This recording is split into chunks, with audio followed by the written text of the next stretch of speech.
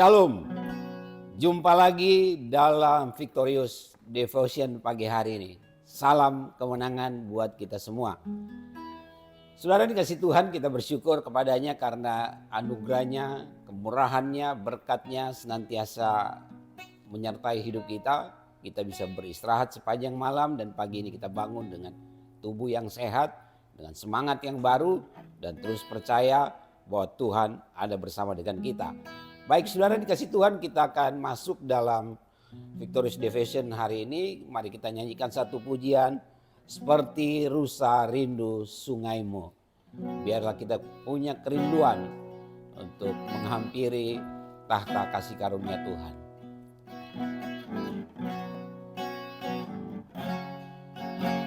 Seperti rusa rindu sungaimu, jiwaku rindu engkau. Kaulah Tuhan hasrat hatiku, ku rindu menyembahmu. Seperti rusa rindu sungaimu, seperti rusa rindu sungaimu, jiwaku rindu engkau. Kaulah Tuhan hasrat hatiku, ku rindu menyembahmu. Engkau kekuatan dan perisaiku, kepadamu rohku berserah. Kaulah Tuhan hasrat hatiku, ku rindu menyembahmu. Katakan Yesus, Yesus, Yesus, Yesus, kau berarti bagiku. Yesus, Yesus, kau segalanya bagiku. Panggil dia Yesus, Yesus, Yesus, Yesus, kau berarti bagiku. Yesus, Yesus, kau segalanya bagiku. Kau segalanya, kau segalanya bagiku. Kau segalanya, kau segalanya bagiku. Haleluya, haleluya. Terima kasih Tuhan, terima kasih Bapa, terima kasih, terima kasih. Terima kasih Bapak, kami bersyukur hari ini Engkau kembali menganugerahkan hari yang baru buat kami. Kami tahu kami ada sampai hari ini semata-mata karena kemurahan Tuhan. Kami bersyukur segala hal yang Tuhan sudah kerjakan dan perbuat dalam hidup kami. Mengawali hari ini Tuhan, kami datang mau merenungkan kebenaran firman-Mu. Kami mau membaca, mendengarkannya. Mari Engkau buka hati dan pikiran setiap kami. Urapi dan layakkan kami untuk menerima sabda-Mu hari ini. Urapi hamba-Mu, pakai hamba-Mu. Terima kasih Tuhan, dalam nama Tuhan Yesus kami siap membaca dan merenungkan firman-Mu. Haleluya, amin. Saudara dikasih Tuhan, pagi hari ini saya ajak kita untuk membuka satu bagian firman Tuhan yang saya ambil dari kitab Yohanes pasalnya yang ke-14. Kitab Yohanes pasalnya yang ke-14 ayatnya yang ketiga. Saya akan bacakan firman Tuhan ini. Demikian firman Tuhan.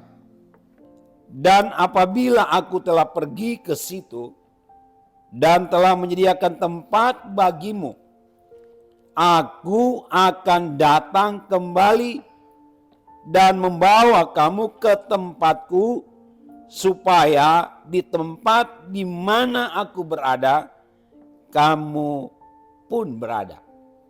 Saudara ini kasih Tuhan, mari kita garis bawahi bagian firman Tuhan ini yang menjadi judul renungan kita hari ini. Aku akan datang kembali. Saudara dikasih Tuhan, judul renungan firman Tuhan hari ini, kedatangannya yang kedua kali dinubuatkan oleh Kristus sendiri. Saudara dikasih Tuhan, jauh sebelum Kristus datang pertama kali di dunia ini menjadi manusia untuk menyelamatkan kita. Kitab Daniel juga, dalam Daniel pasalnya yang ke-7, tapi tidak perlu kita baca, nanti ada hamba Tuhan yang lain akan sampaikan secara spesifik khusus ini. Sudah menyampaikan bahwa anak manusia juga nanti akan datang kembali. Dia yang akan memerintah, dia yang akan berkuasa, dia yang akan berdaulat dan berotoritas di tengah-tengah alam semesta ini.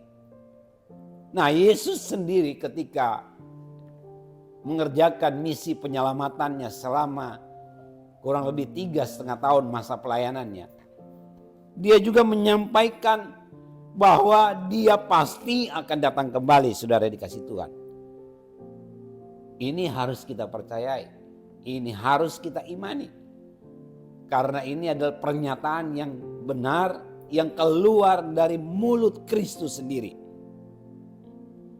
Saudara dikasih Tuhan, saya mengajak kita untuk sungguh-sungguh merenungkan pernyataan Kristus ini, bahwa dia akan datang kembali. Dan memang saudara dikasih Tuhan, ketika dia naik ke surga dan sampai hari ini dia belum datang kembali, dia ke surga itu adalah untuk menyediakan tempat bagi kita, bagi orang yang percaya kepadanya.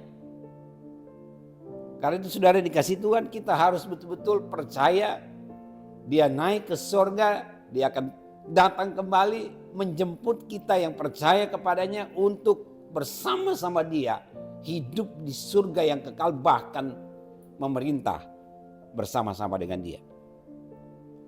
Saudara dikasih Tuhan, yang berikut kedatangan Kristus yang kedua kali seharusnya memberikan sesuatu yang menggairahkan dalam hidup kita. Janji kedatangannya yang kedua kali, saudara dikasih Tuhan, harus sungguh-sungguh berimplikasi atau mempengaruhi hidup iman percaya kita kepada Kristus. Saya catat di sini yang menjadi poin renungan kita, saudara dikasih Tuhan. Janji kedatangan Kristus yang kedua kali ini, yang pertama, saudara, seharusnya membuat kita semakin teguh di dalam Dia. Janji kedatangan Kristus yang kedua kali seharusnya membuat iman kita semakin kokoh di dalam Kristus. Karena itu adalah pengharapan kita. Janji yang sungguh-sungguh pasti. Janji yang iya dan amin, yang akan terjadi. Karena itu akan terjadi, pasti terjadi, ya dan amin. Iman kita di dalam Kristus, saudara dikasih Tuhan, harus semakin kokoh, harus semakin teguh, harus semakin kuat. Walaupun selama kita hidup mengiring Kristus tidak mudah, saudara. Seperti tema kita pada bulan September yang lalu, semua kita harus siap dimurnikan imannya di dalam Kristus Yesus. Nah, selama pengiringan kita dan penantian kita kedatangan Kristus yang kedua kali, iman kita harus semakin kokoh, harus semakin kuat, harus semakin teguh di dalam Dia. Yang kedua, saudara dikasih Tuhan, janji kedatangan Kristus yang kedua kali seharusnya berimplikasi dalam hidup kita, yaitu kita semakin bergairah untuk melayani Dia. Pujian berkata hidup ini adalah kesempatan. Ya, selama kita hidup di dunia ini adalah kesempatan kita untuk melayani Tuhan. Sambil menantikan kedatangan Kristus yang kedua kali, kita harus semakin giat melayani Dia. Harus semakin berkobar-kobar melayani Dia. Harus semakin menyala-nyala melayani Dia.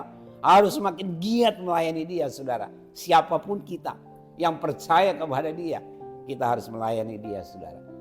Itu harus nyata dalam hidup kita.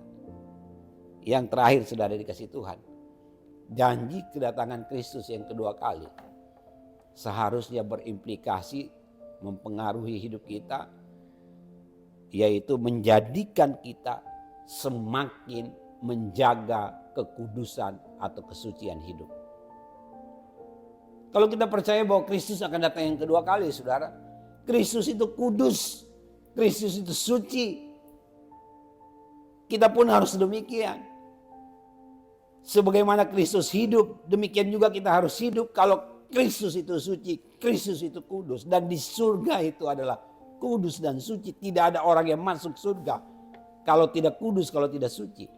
Nah, janji kedatangan Kristus yang kedua kali, saudara, membuat kita semakin hidup kudus, hidup suci, hidup menjauhi dosa, hidup menanggalkan kedagingan.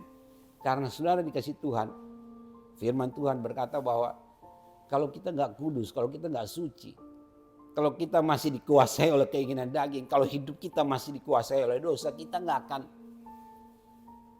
bisa masuk ke surga yang kekal, di rumah Bapa yang Tuhan sediakan itu. Kalau kita gak sungguh-sungguh hidup menjadi pribadi yang kudus, suci, berkenan di hadapan Tuhan. Karena itu saudara dikasih Tuhan, mari kita terus menantikan kedatangan Kristus yang kedua kali. Percaya bahwa itu pasti akan terjadi. Kapan waktunya kita gak tahu, karena Dia datang seperti pencuri, saudara. Tapi yang paling penting bahwa kita imani itu, kita percaya itu, dan janji kedatangannya itu sungguh-sungguh berimplikasi nyata dalam hidup kita. Seperti yang saya sampaikan tadi. Yang pertama, harus semakin membuat iman kita kokoh, teguh, kuat di dalam Kristus. Yang kedua, harus semakin menggairahkan kita melayani Tuhan. Yang terakhir, saudara, semakin menjadikan kita untuk hidup kudus, suci. Sehingga ketika Dia datang yang kedua kali, kita adalah orang-orang yang pasti akan masuk dalam kerajaan surga yang kekal. Karena kita adalah orang-orang yang diselamatkan oleh Kristus. Selamat menantikan kedatangan Kristus yang kedua kali. Tetap semangat, bergairah, tetap nyala-nyala untuk melayani Tuhan. Teguh iman kita di dalam Tuhan. Tuhan Yesus memberkati. Baik saudara dikasih Tuhan, kita akan mengakhiri Victorious Devotion hari ini. Mari kita satu dalam doa. Bapa di surga, terima kasih, kami sungguh bersyukur akan kebenaran firman-Mu yang terus meneguhkan iman percaya kami. Kami percaya bahwa Engkau pasti akan datang kembali. Biarlah kami terus senantiasa memiliki iman yang kokoh, yang kuat di dalam Tuhan. Bapa di surga, hamba datang berdoa buat semua yang mengikuti Victorious Devotion hari ini. Engkau tahu apa yang menjadi pergumulan setiap anak-anak-Mu.